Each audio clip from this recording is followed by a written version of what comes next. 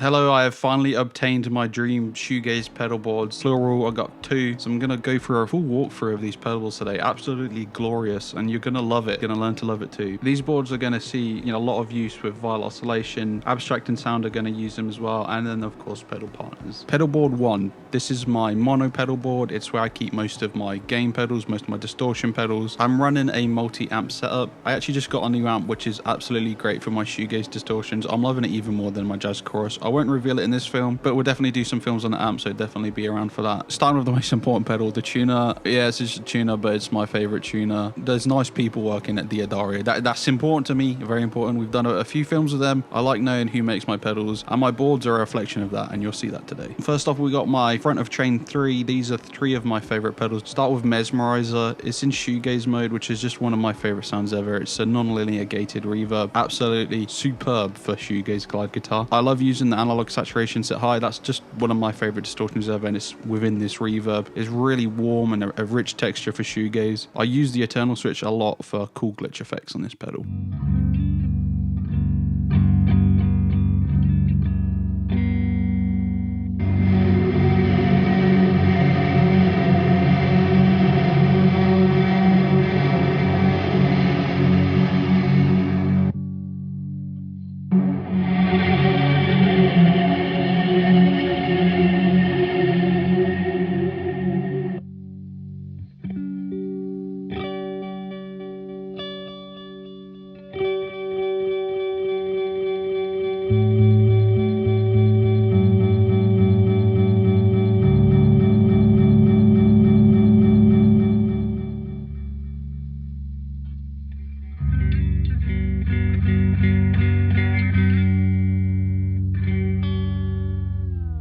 Then we've got a prototype we've been working on for many years now. It does something nothing else in the world can do, and that's all I'm going to say. I actually use my signature pedals the most, to the point I have multiple prototypes on my boards, so they get the real world experience. Next I got a DG, a very special one to me. The first pedal we did with Manico. So many of these out in the world. It's the first reverb ever designed specifically for front of chain shoegaze, so naturally I've got it in the front of my chain. It's classic shoegaze in a box. First pedal to feature that classic reverse reverb, blossom reverb, and soft nostalgia modulation. Then of course we got DD20, mostly for ceremonial purposes only. Like as soon as I saved up like 100 quid or whatever this costed at the time, this has been on like all of my pedal boards ever since. So just keeping it for old time's sake. Because it's older, I think like 2003 these were first released, it doesn't completely digitalize your signal in a harsh and brittle way like a lot of modern digital stuff that just completely ruins your guitar sound. And then we have a Boss EQ200, very exciting, and I'm sure to all of you. I like messing with EQ,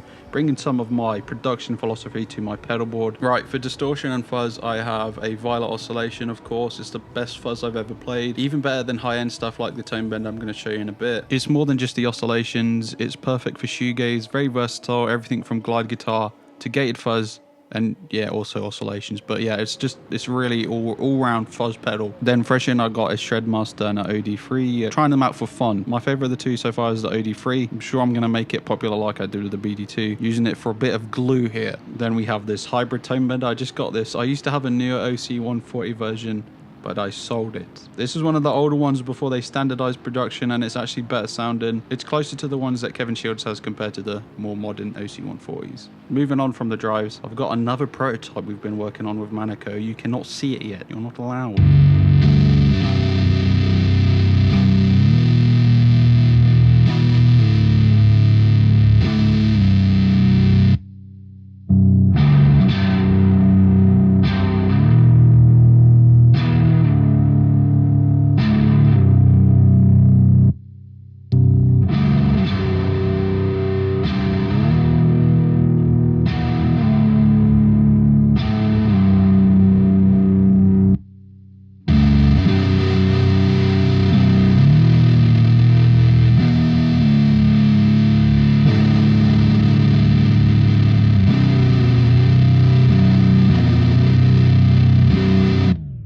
On this second board, this is my stereo board. It's all my spatial effects, my delays, my reverbs. I have some of my favorite, not even pedals, my favorite things in the whole entire world on this pedal board. And this is as someone who's been doing music professionally, building this channel up with Paige and Becca. I'm grateful I've been able to try thousands of pedals. I've tried everything and I've come out the other side knowing what sounds best. These pedals right here, vintage digital only, please. Small Stone, this is the big box Small Stone. It's got a whole backstory. We did it in a film somewhere. In one of our films, we've done like 300 videos now. We've been doing shoegaze a long time. Go find it. It sounds better than the Nano stuff. Plus the artwork on the new Nano is not for me at all.